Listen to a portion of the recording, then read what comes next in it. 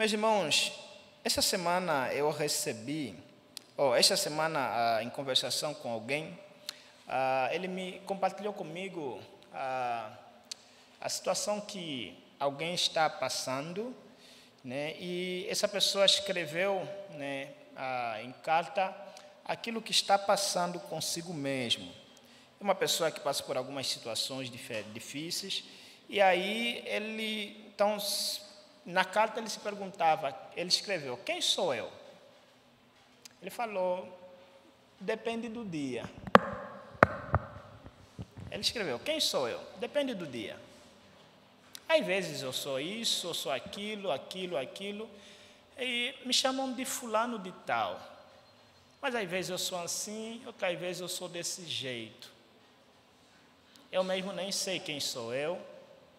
Só sei que as pessoas olham para mim, acham de mim aquilo e aquilo, e eu mesmo às vezes não consigo, eu mesmo não sou permitido andar lá fora sozinho, porque a minha mãe diz ser perigoso. E ele então vai descrever, dizendo de como ele não se entende até ele mesmo, de quem ele é. Sabe o seu nome, a sua idade, mas o que ele é em natureza, por essência. Aí ele vai continuando relatando, é um relato real e de maneira poética. Ele parece que essa pessoa tem algum distúrbio psicológico, e essa pessoa, ele vai dizer de como às vezes ouve vozes dentro de si, falando bem, falando mal, e às vezes ele gostaria, né, de poder ir para um mundo melhor, de poder poder ser ele mesmo, conhecer quem ele é, poder ser ele mesmo, e poder não ser olhado apenas como um caso, um estudo de caso da ciência, mas ele poder ser igual a qualquer um outro. O escrito dele, praticamente o tema poderia me dizer quem sou eu.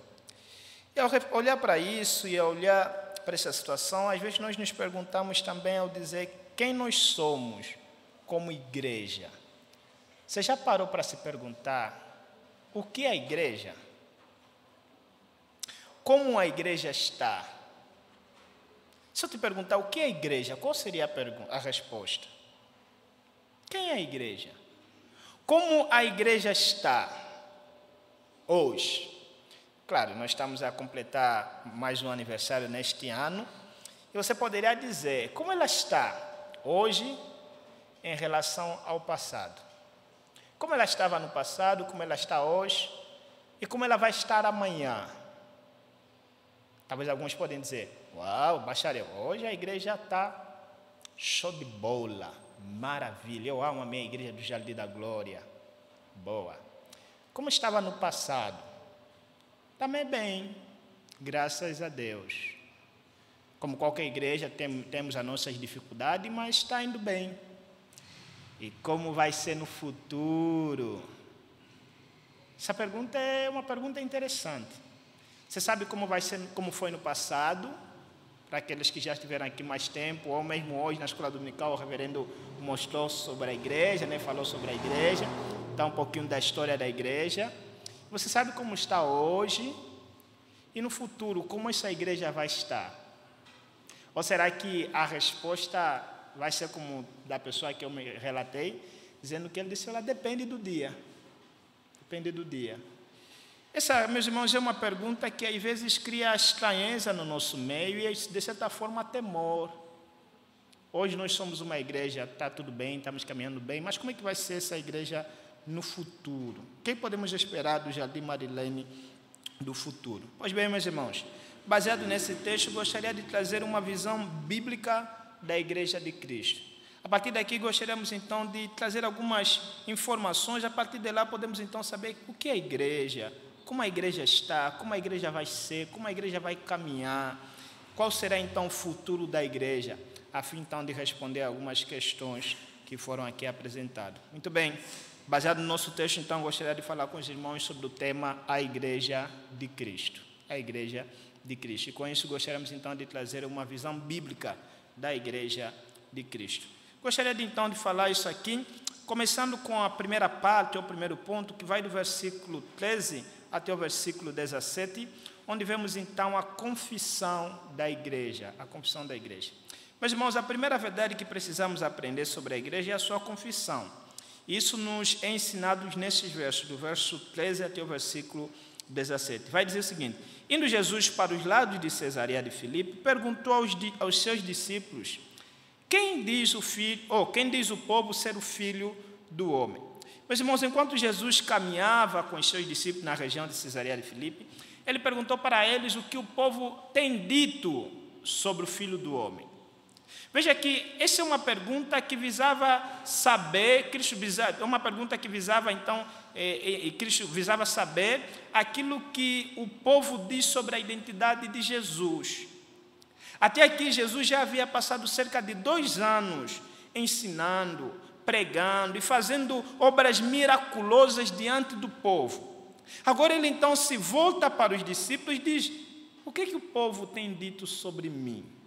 O que o povo diz sobre quem eu sou? O que o povo diz sobre quem eu sou? Então Jesus quer pegar uma informação, está perguntando aos discípulos o que o povo diz sobre quem ele é. Mas observa que a pergunta de Jesus Cristo é uma pergunta meramente, parece ser aquelas perguntas de prova, onde parece que a resposta está no enunciado. Basta você prestar bem atenção, a resposta está no enunciado. Olha aqui que o Senhor Jesus Cristo vai dizer: quem diz o povo ser o filho do homem? O termo filho do homem o título filho do homem é a expressão que o Senhor Jesus Cristo mais usa para fazer referência a si mesmo. Então Jesus está perguntando: o que o povo diz sobre mim? O que o povo diz sobre mim? O que o povo diz sobre a minha identidade? E ele não fala sobre mim, ele fala o filho do homem, e sabemos que está fazendo referência a ele mesmo. É um título que ele usa muito para fazer referência a si mesmo. E é interessante, meus irmãos, que esse é um título messiânico. Em Daniel, no capítulo 7, fala sobre isso, fala sobre o Filho do Homem, para fazer então designação para fazer referência a um título messiânico que é tomado a partir do livro de Daniel, o qual então faz referência a um ser celestial que haveria de ser enviado ao mundo pelo Pai e que depois retornará para receber um reino. Isso está lá em Daniel capítulo 7.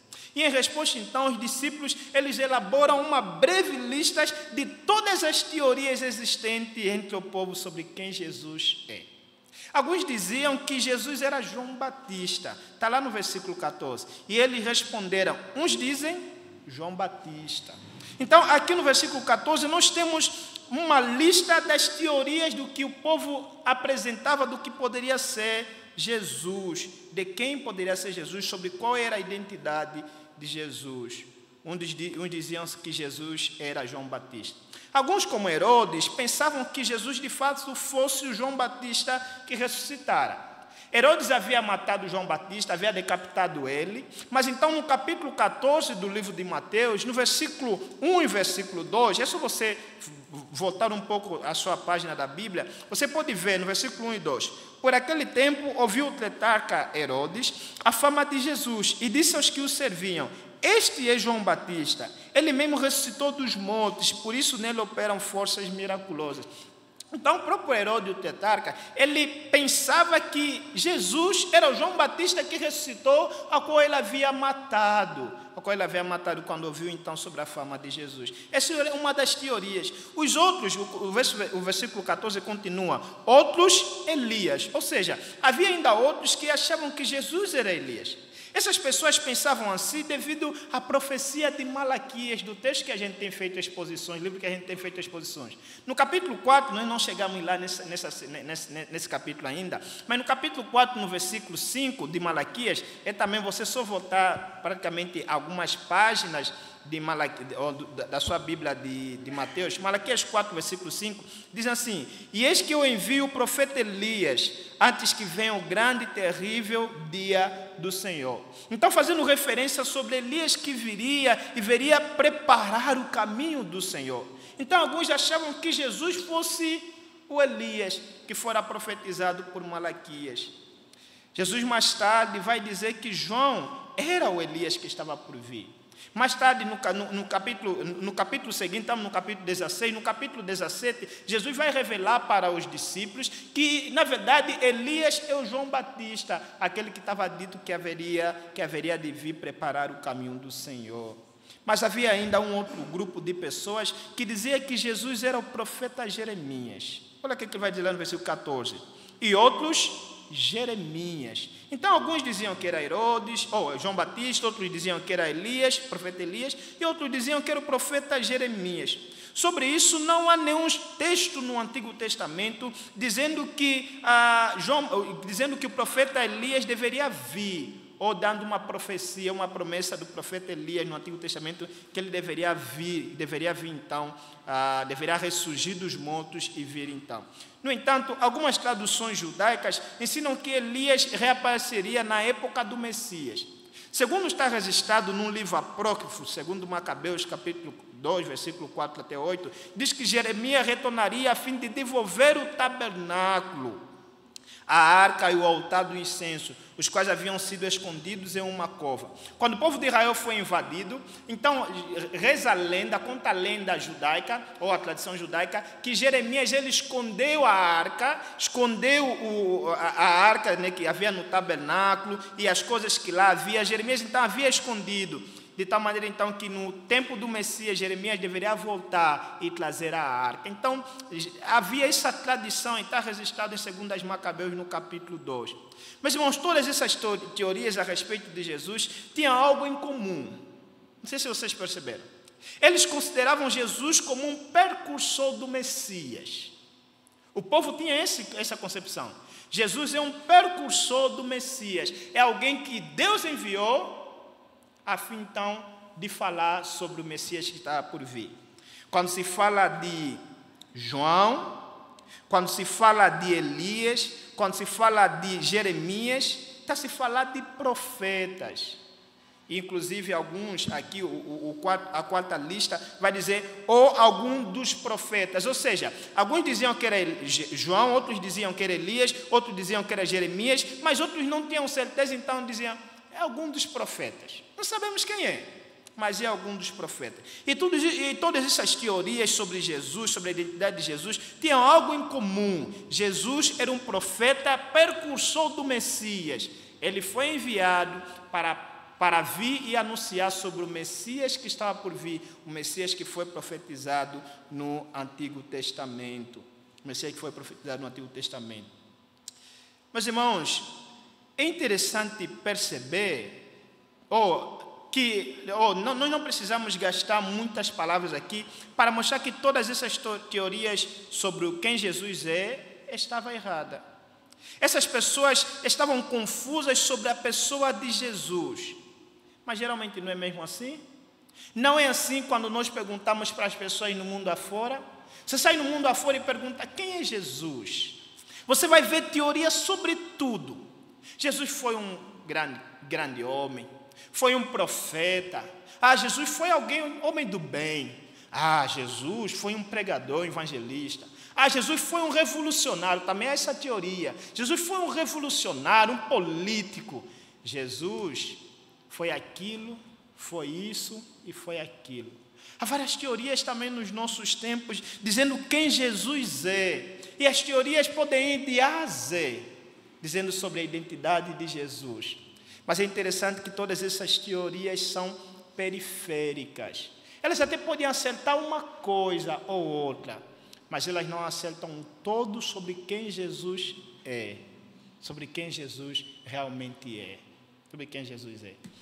É semelhante, né? Geralmente na igreja, né, os pais passam muito por isso.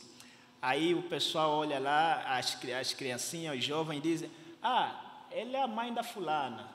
E a mãe olha, tudo bem, é verdade, mas eu tenho um nome, né? É o pai do fulano. Parece que as pessoas agora, eles apresentam assim, conhece a mãe do fulano? Conhece a mãe da fulana? Aquela irmã aí, quem é ela? É a mãe daquela bebê ali, aquela bebê bonitinha ali, a fulana de tal. Ok. E parece que esse é o nome da pessoa. Mãe da fulana, mãe do cicrano. E geralmente no nosso meio é muito assim, E não é errado em si. Geralmente é a mãe da fulana, a mãe do cicrano. Mas ela é mais do que isso. Ela é mais do que isso. E todas as teorias sobre Jesus, alguns estavam errados sobre algumas teorias. Nos nossos dias, alguns estão errados, por exemplo, ao dizer que Jesus é um revolucionário e coisas por aí. Até mesmo essas teorias você vai encontrar em outras religiões. Você pergunta para os adventistas, eles vão dizer que Jesus foi um grande pregador, um grande profeta. Jesus foi um homem muito utilizado por Deus, é um homem extremamente santo. É verdade, mas não é toda a verdade. Você pergunta para o movimento muçulmano, lá mesmo no seu Corão está escrito que Jesus é um grande profeta, um grande homem de Deus. Eles falam isso sobre Jesus, um grande homem de Deus que Alá usou para pregar a palavra, mas ele, no final das contas, do que eles estão a dizer, Jesus é apenas um grande homem de Deus, é um profeta como qualquer um outro. E, de acordo com a prática dele, é profeta, grande profeta, só perde para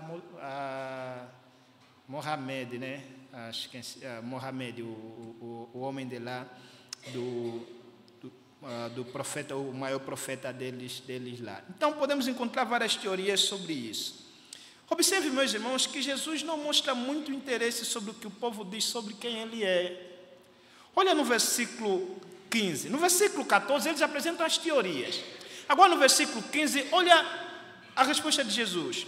Mas vós, continua ele, quem dizes que eu sou?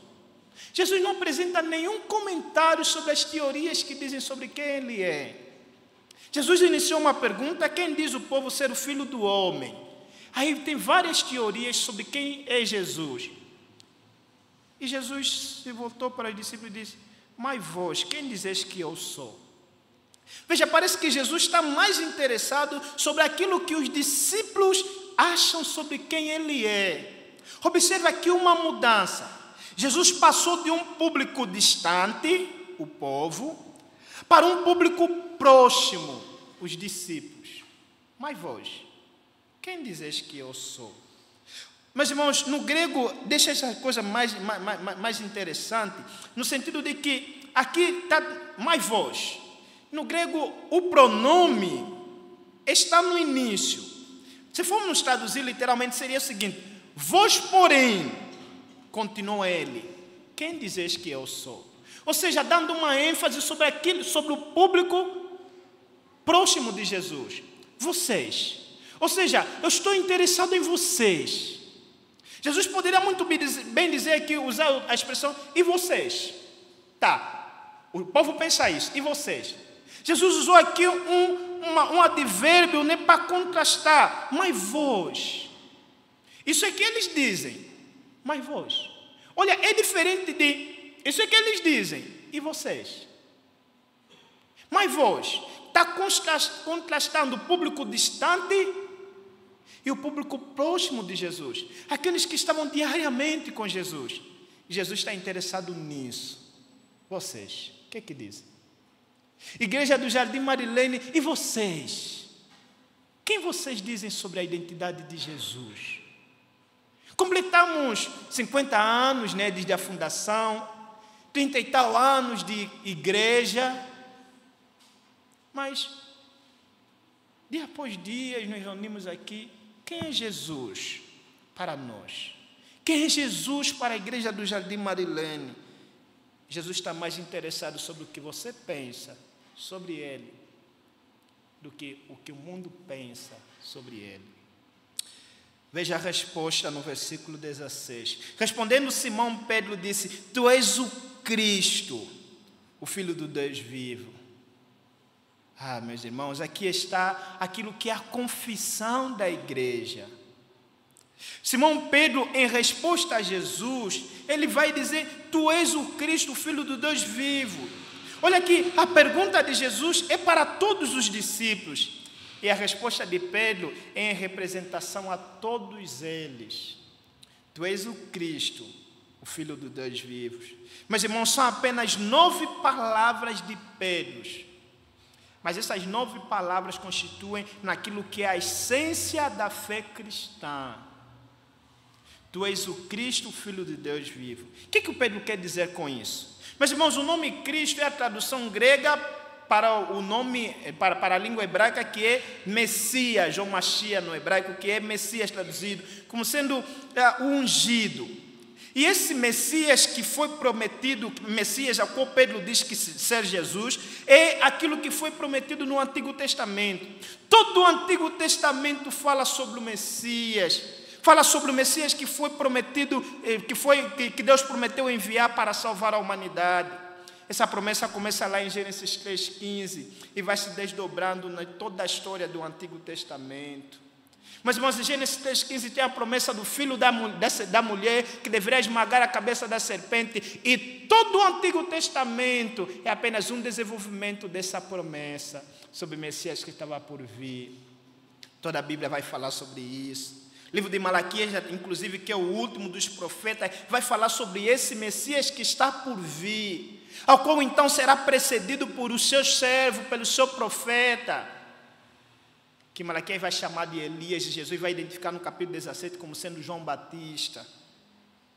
Todo o Antigo Testamento fala sobre ele. Então aqui conseguimos então ver que Pedro está a confessar que Jesus, ele é o Messias prometido no Antigo Testamento. Essa é a primeira coisa que ele está a dizer.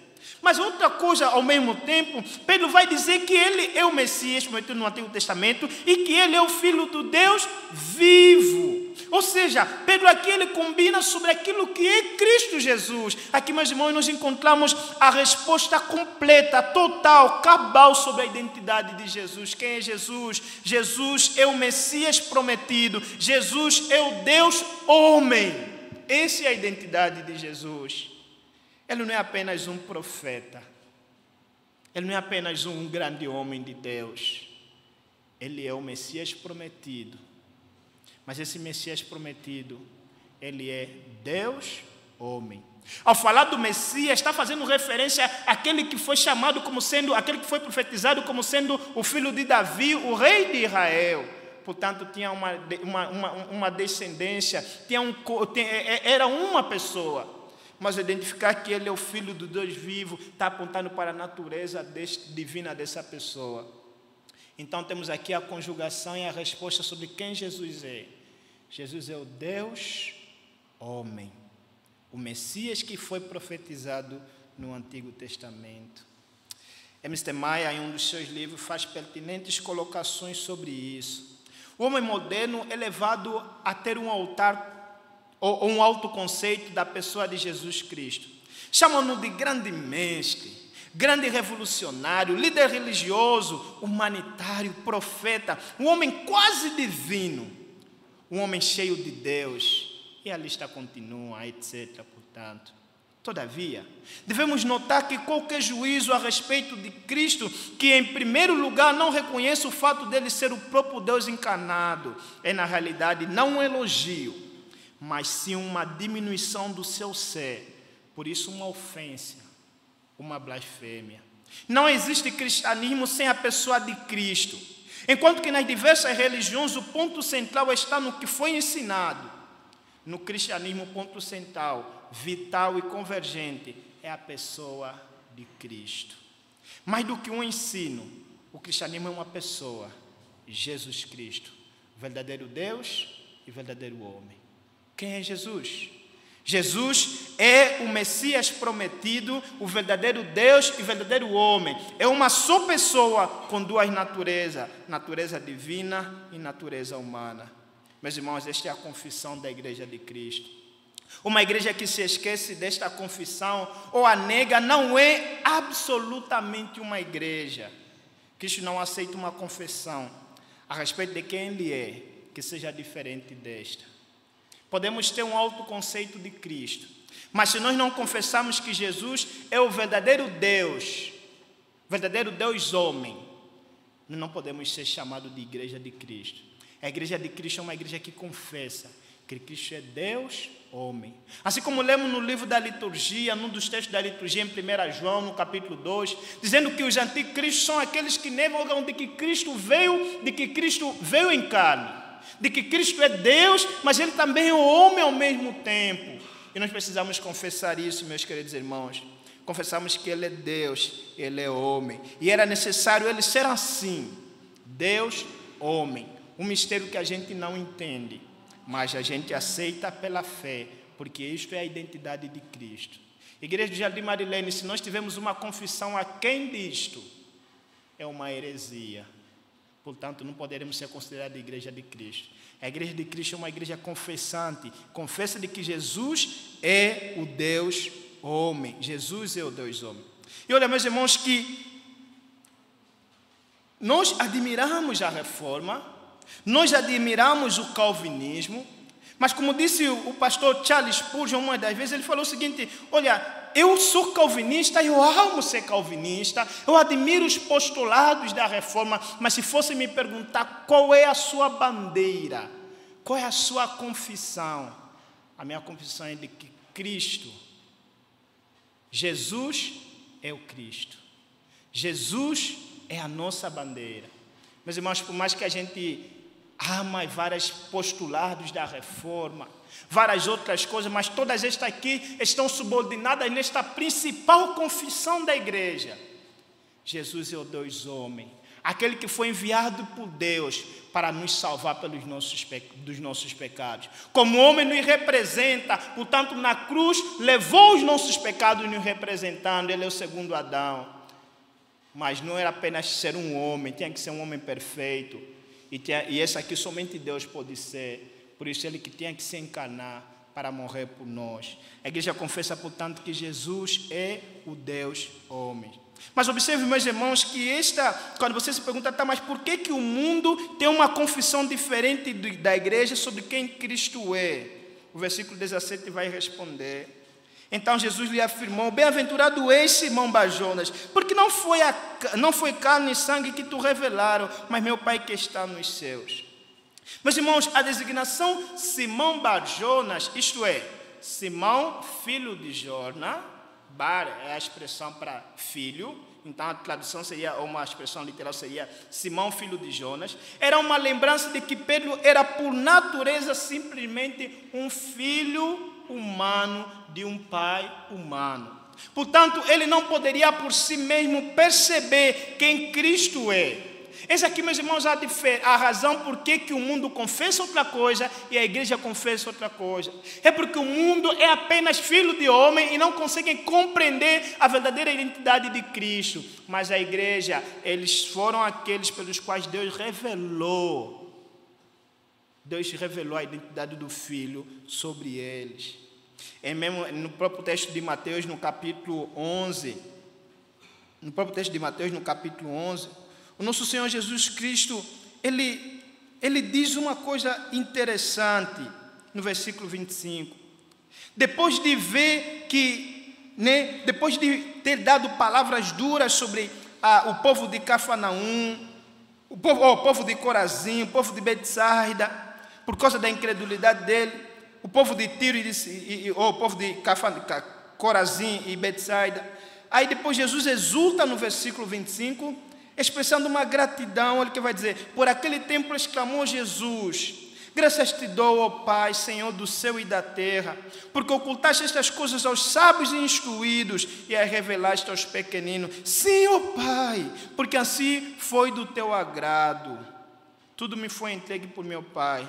Ninguém conhece o Filho senão o Pai, e ninguém conhece o Pai senão o Filho, e a quem o Filho quiser revelar. Então nós conhecemos a verdadeira identidade de Cristo, não por uma prescrição, uma pesquisa minuciosa, tamanha sabedoria da nossa parte, mas é porque nos foi revelado sobre a verdadeira identidade dele. O mundo não acerta, pode falar uma parcela de sua verdade. Ele é um grande homem de Deus, muito utilizado por Deus, o maior espiritual do mundo, o maior santo, é verdade. Mas isso não é tudo sobre Jesus. Jesus é o Deus homem. E você conhece isso, meu querido irmão, por ser, te é revelado isso pelo nosso Senhor Jesus Cristo. Então a igreja de Cristo é isso. É aqueles que confessam Cristo como sendo Deus homem, o enviado para nos resgatar dos nossos pecados. Assim como Pedro, meus irmãos, a igreja não confessa ser Jesus a igreja não confessa ser Jesus o Messias prometido, não meramente por um fruto de suas investigações humanas. É Deus, por meio do seu Espírito, quem nos revela a verdadeira identidade de Jesus. E é pelo ato revelatório de Deus que a igreja confessa Jesus como verdadeiro Deus e verdadeiro homem.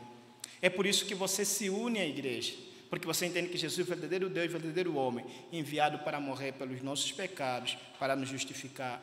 E isso deve ser o fundamento da igreja do Senhor. Jesus é o Cristo, o verdadeiro Deus e o verdadeiro homem. Enquanto a gente prossegue para Canaã celestial, precisamos manter firme esta mesma confissão de que Jesus Cristo é o verdadeiro Deus e o verdadeiro homem, o nosso Salvador.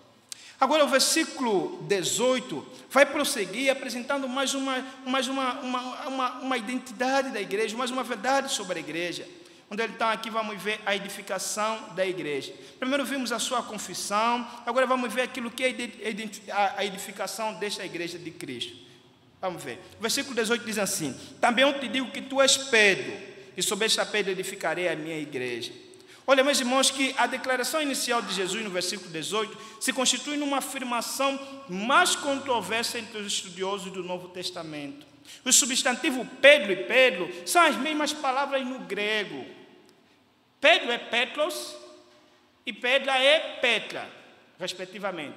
Tanto é que o som é muito parecido, Petros e Petra. Então, isso constitui um dos textos assim, difíceis ou de grande debate entre os estudiosos do Novo Testamento. Em geral, meus irmãos, há 3 posições ou 3 maneiras, 3 grupos de interpretações, como eles interpretam essa mesma declaração de Cristo. O primeiro, meus irmãos, seria seria o entendimento de que Pedro seria o fundamento da igreja. Quando Jesus diz, tu és Pedro, e sobre esta pedra edificarei a minha igreja, o termo ali, pedra, era qual a igreja edificada. Então, alguns vão entender que Pedro seria o fundamento da igreja. Os católicos entendem desse jeito.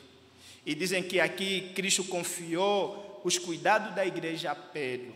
Esse, então, meus irmãos, seria a razão da existência da igreja, da existência de papas, onde eles então asseguram de que Pedro foi aquele pelo qual Cristo deu os cuidados da igreja. Por isso, então, Pedro deixou, na sua morte, colocou outra pessoa. Então, se vai passando a liderança da igreja de pessoas para papa. Por quê? Porque Cristo é quem instituiu isso. Cristo diz que sobre tu és Pedro, e sobre esta pedra edificarei a minha igreja, identificando a pedra como sendo Cristo Jesus. E alguns então têm dito que é por isso que há então a questão do papado. Essa é uma das interpretações, por exemplo, defendida pelos papas. Mas, irmãos, em avaliação a isso, diríamos que os católicos estão errados nisso. Com certeza a interpretação católica pode ser rejeitada, isto porque tomar aqui Pedro como sendo o responsável por toda a igreja, e tendo esse texto como início do papado, não pode ser sustentado.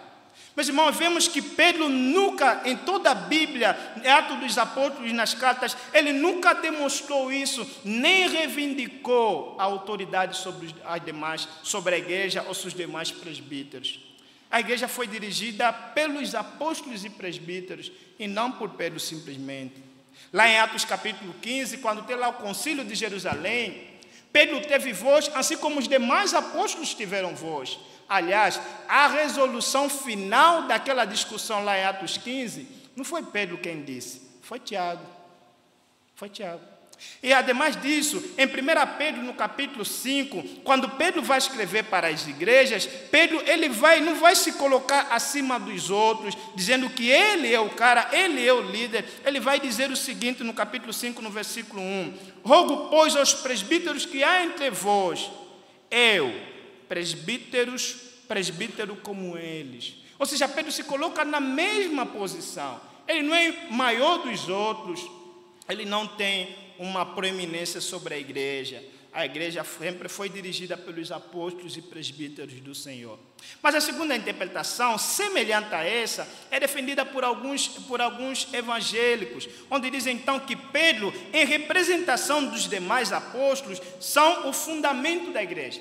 Essa posição não vai dizer que Pedro particularmente é a pedra, mas vai dizer que Pedro, em representação dos demais apóstolos, são o fundamento da igreja. Alguns, inclusive, alguns evangélicos vão defender isso aqui.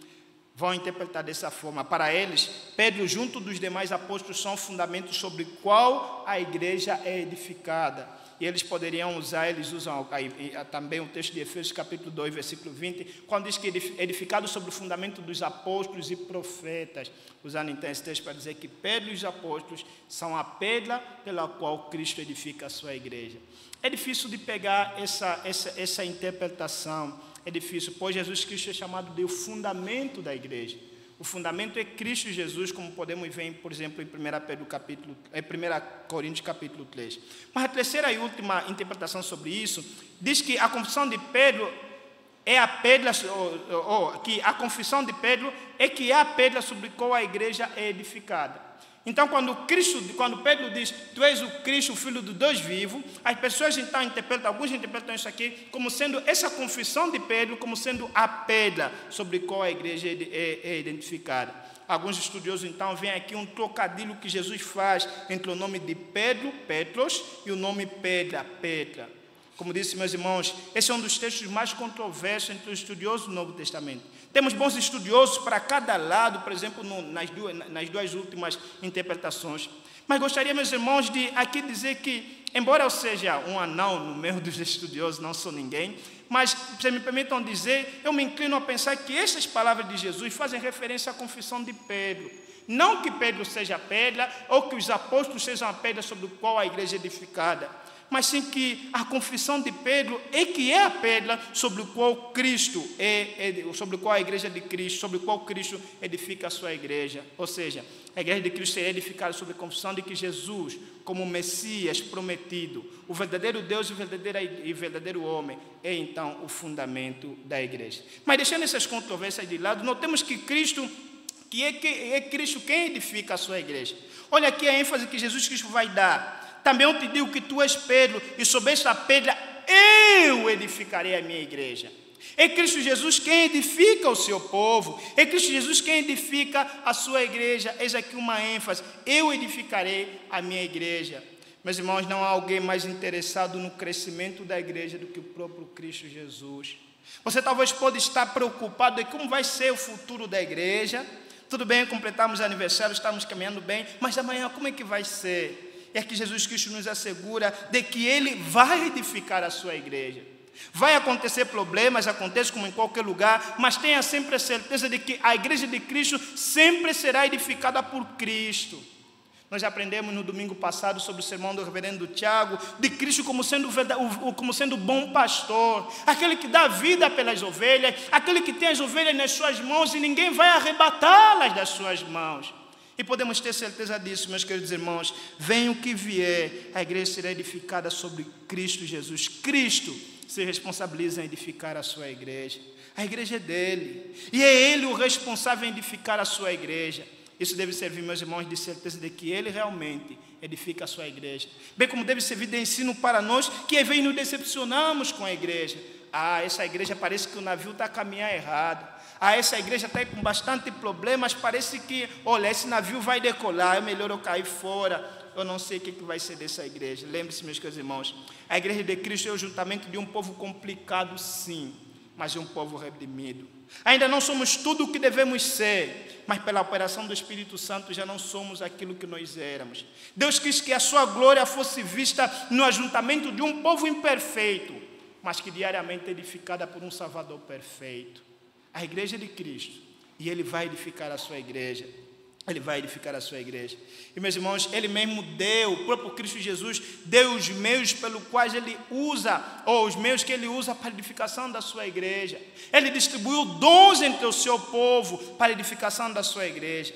Paulo, escrevendo aos Efésios, capítulo 4, versículo 11 em diante, ele vai dizer assim: e ele mesmo concedeu uns para apóstolos, outros para profetas, outros para evangelistas, e outros para pastores e mestres, com vista ao aperfeiçoamento dos santos, para o desempenho do seu serviço, para a edificação do corpo de Cristo, até que todos cheguemos à unidade da fé e ao pleno conhecimento do Filho de Deus, à perfeita varonilidade, à medida da estatura da plenitude de Cristo. Jesus Cristo distribuiu na sua igreja diversos dons, diversos ofícios, a fim então de edificar o seu povo. Sabemos que hoje os apóstolos já não há, sabemos que hoje os profetas já não há, mas há aqueles, os ministros chamados pelo Senhor, os pastores e mestres que o Senhor tem levantado para edificar o seu povo, e o Senhor assegura por meio desses seus ministros edificar o seu povo.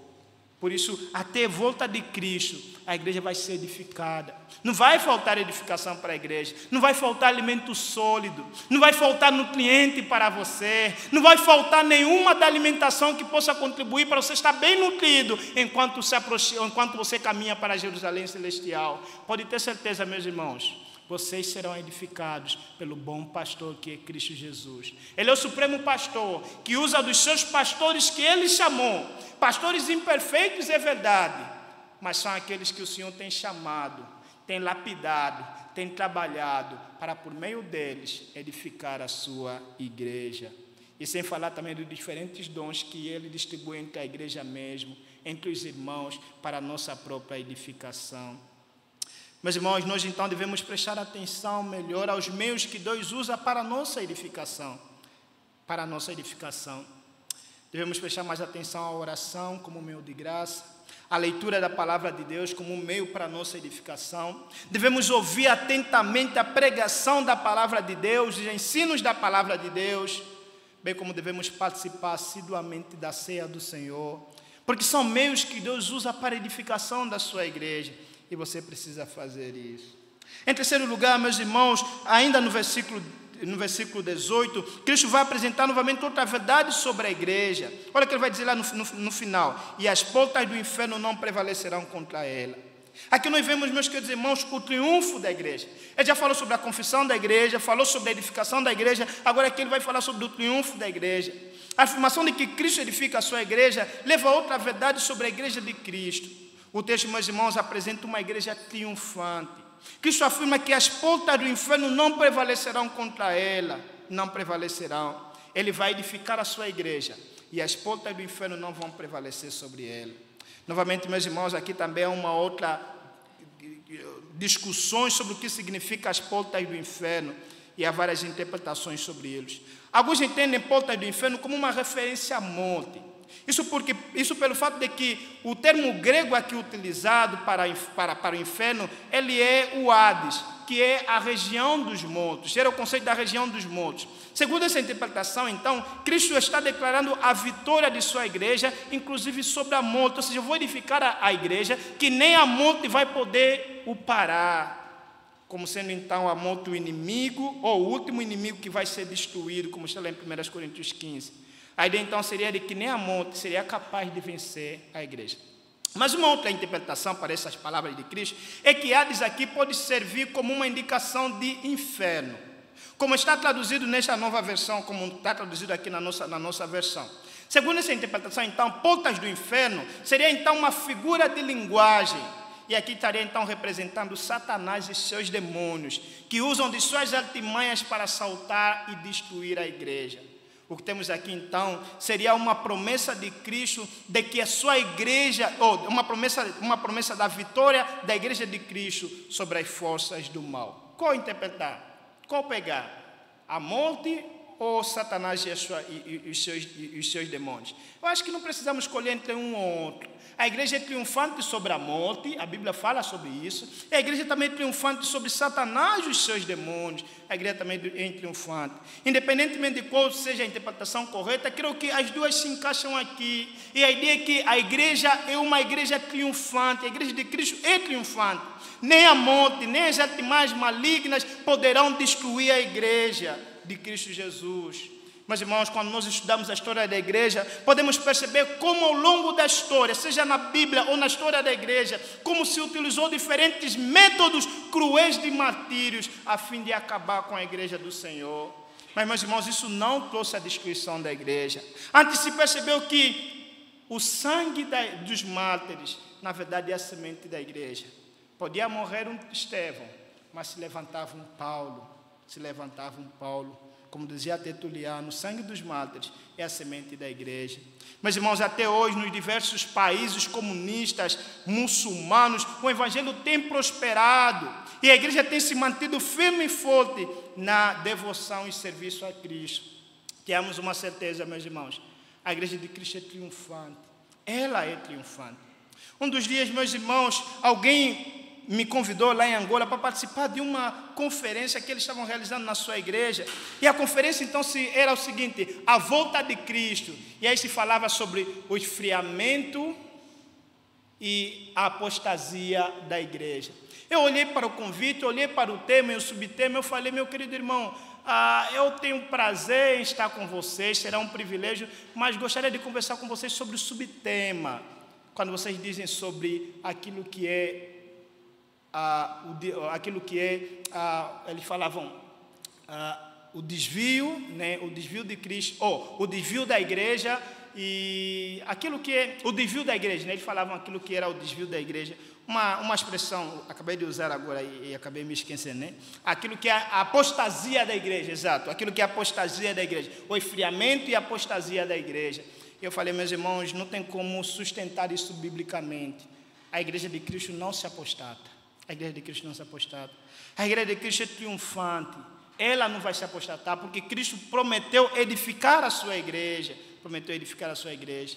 Meus irmãos, o avanço da igreja não depende de circunstâncias favoráveis a ela. O Senhor da igreja prometeu edificar a sua igreja, isto é, fazê-la crescer qualitativa e quantitativamente, a despeito das forças das trevas. A vitória da igreja, meus irmãos, foi selada no Calvário, quando nosso Senhor esmagou a cabeça da serpente. O ensino bíblico é que a igreja é uma igreja tanto militante como triunfante. Estamos em uma batalha cuja vitória já nos foi assegurada pelo nosso Senhor. Nisso, meus queridos irmãos, está o descanso diante das nossas lutas e uma força para nós na batalha. Aí nós podemos batalhar, nós podemos lutar contra as forças do mal, mas essa é uma luta que nós já sabemos o resultado final. A igreja é triunfante, a igreja é vitoriosa, a igreja não vai se apostatar. Você talvez pode se perguntar: mas irmãos, tem algumas igrejas que se apostatam. E como dizer disso? Mas irmãos, é verdade que algumas igrejas locais se apostatam da fé. Nós estamos a falar de igrejas locais, não da igreja universal do Senhor Jesus. É por isso que o nosso Senhor Jesus Cristo, os reformadores, eles fizeram uma distinção entre a igreja local e a igreja universal. Eles fizeram uma distinção entre a igreja visível e a igreja invisível. Estamos aqui como igreja do Jardim Marilene. Alguns estiveram aqui, fizeram parte da história dessa igreja. Inclusive, alguns continuam estando aqui.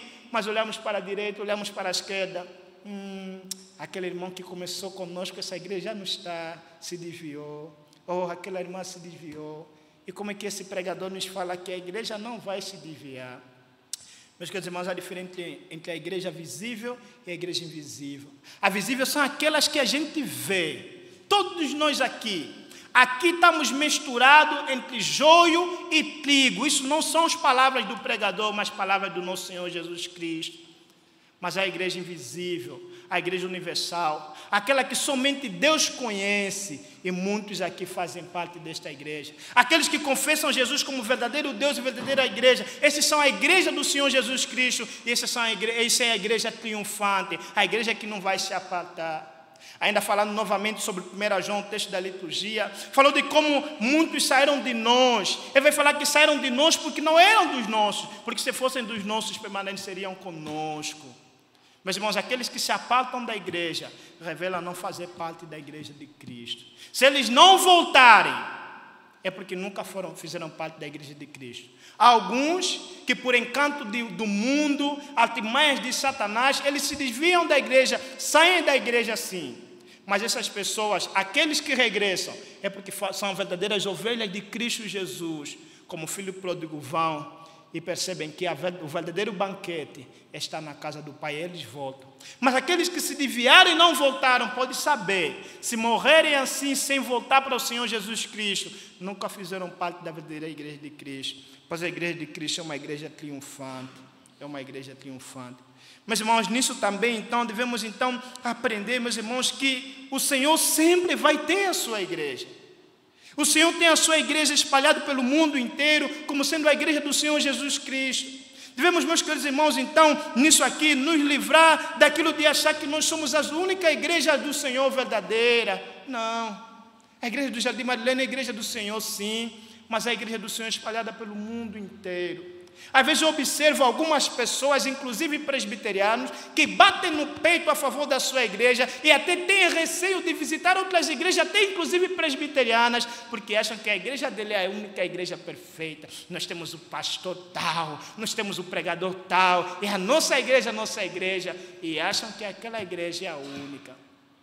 Inclusive tem pastores e pregadores falam tão mal das igrejas brasileiras, que tanta bobagem que tem acontecido nas igrejas brasileiras, que sem dizer com palavras, parece que eles levam a entender que todas as igrejas estão corrompidas, menos a igreja que eles pastoreiam. E isso é uma mentira, meus queridos irmãos. A igreja de Cristo é triunfante, o Senhor sempre tem o seu povo. Devemos, meus irmãos, nos livrar daquilo que eu chamo de o síndrome de Elias. Quando Elias foi interpelado pelo Senhor, ele dizia: Senhor, mataram os teus profetas, arrasaram todos os teus altares, e só eu fiquei, e procuram tirar minha vida. O Senhor lhe respondeu: reservei para mim 7.000 homens que não dobraram os joelhos diante de Baal. Nunca pense, meus queridos irmãos, que apenas nós somos os únicos cristãos verdadeiros que sobraram sobre a terra. Podemos estar indo bem, mas nós não somos os únicos. Eu posso perguntar novamente para você: como vai a igreja? Você vai dizer: a igreja do Jardim Marilene vai bem. Está aí a igreja do mundo todo. Vai mal. Vai mal, somente a nossa está indo bem. Eu não sei se as outras vão chegar lá nos céus, não. A nossa está indo bem. Louvamos a Deus porque a nossa está indo bem. O nosso pastor nos tem pastoreado. Mas, meus queridos irmãos, não somos a única igreja sobre a qual Cristo tem edificado. A igreja triunfante não somos somente nós, está espalhado no mundo inteiro. E enquanto caminhamos para Jerusalém Celestial, podemos ter em mente que o Jardim Marilene e qualquer outras igrejas que confessam que Cristo, sendo o verdadeiro homem, o verdadeiro Deus, eles serão triunfantes, vão chegar até a Canaã Celestial. E por último, meus queridos irmãos, do versículo 16 ao versículo 18 até o versículo 20, vemos ali o poder da igreja. Meus irmãos, ele vai dizer: dar-te-ei as chaves do reino dos céus. O que ligares na terra terá sido ligado nos céus, o que desligares na terra terá sido desligado nos céus. Meus irmãos, a próxima verdade que esse texto nos ensina é o poder que Cristo confere à sua igreja. No contexto do Novo Testamento, as chaves eram uma responsabilidade, as chaves eram uma das responsabilidades mais importantes que o servo doméstico poderia desempenhar. Então, dar as chaves simbolizava ter autoridade sobre a casa. Assim, ao entregar a chave do reino dos céus aos apóstolos, na pessoa de Pedro, Cristo está conferindo poder aos apóstolos sobre o reino dos céus. Sabemos, meus irmãos, que hoje isso está nas mãos dos presbíteros, nas mãos dos pastores, aqueles então que têm sido utilizados por Deus para a edificação da igreja de Cristo, para a igreja de Cristo. Meus irmãos, dentre várias outras interpretações que podemos ter aqui, a verdade é o seguinte, que Cristo aqui está falando sobre a autoridade que Ele deu para a sua igreja. Dar-te a chave do reino dos céus, que ligares na terra, terá sido desligado nos céus. É só você ver que no capítulo 18, Cristo fala sobre a mesma coisa no contexto de disciplina. O que estiver ligado na terra também estará ligado nos céus. Ou seja, a igreja, por meio dos seus ministros, é aquele por meio do qual o povo adere ao reino dos céus. É por meio da pregação do evangelho que as pessoas aderem ao reino dos céus. Isso é função da igreja e Deus usa os seus ministros para isso. Mas não somente isso, mas como também o uso da disciplina. A igreja tem o poder para disciplinar aqueles que fazem parte do seu rebanho. Somos chamados a viver numa vida que agrada ao Senhor. E quando a gente se desvia disso, os líderes, a igreja, na pessoa da liderança, tem o poder para poder então nos colocar sobre disciplina. É importante pensar nisso. A igreja, na pessoa dos seus líderes, é o agente de Deus na terra para ordenar a vida dos seus membros. Isso aponta para a natureza da disciplina. Não devemos nos revoltar por sermos disciplinados pela igreja quando caímos em algum pecado. Antes devemos receber de bom grado, pois sabendo que a igreja nos disciplina, é Deus nos disciplinando para o nosso bem. E é claro que essa disciplina tem que ser bem fundamentada e não tem que ser arbitrária. Portanto, a igreja tem um embasamento bíblico de Deus para disciplinar os seus membros quando não andam de acordo com a palavra do Senhor. Meus irmãos, sobre esse texto longo, com bastante verdades, Nós podemos então, em conclusão, dizer o seguinte: a igreja do Senhor é uma igreja que confessa Cristo como sendo verdadeiro Deus, verdadeiro homem. A igreja do Senhor é uma igreja triunfante, a qual Deus está edificando e que as portas do inferno não haverão de parar. Podemos ter certeza, quem nós somos? Somos a igreja que confessa Cristo como nosso Salvador, verdadeiro homem, verdadeiro Deus. Quem nós somos? Somos a igreja pelo qual Cristo tem edificado, a igreja que Cristo prometeu levar para os seus. Podemos ter certeza, meus irmãos, sobre o passado, ou sobre o futuro. Olhamos no passado como Deus nos conduziu, damos graça. Olhamos para o presente, vimos como Deus tem nos conduzido durante todos esses anos e damos graças por isso. Nós podemos olhar para o futuro com confiança, não com temor, de que aquele que começou a boa obra em vós, ele também haverá de completar, porque fiel que vos chama, o qual também o fará, Que nesses anos, meus irmãos, de aniversário da igreja, sejamos edificados sobre isso, tendo Cristo como a nossa verdadeira confissão, sabendo, firmados nessa verdade de que Ele vai nos edificar e de que nós somos, então, uma igreja triunfante, de que nada, nem nos céus, nem na terra, nem debaixo da terra, poderão parar a igreja, o povo que Cristo Jesus redimiu com o seu sangue. Que o Senhor nos abençoe. Amém.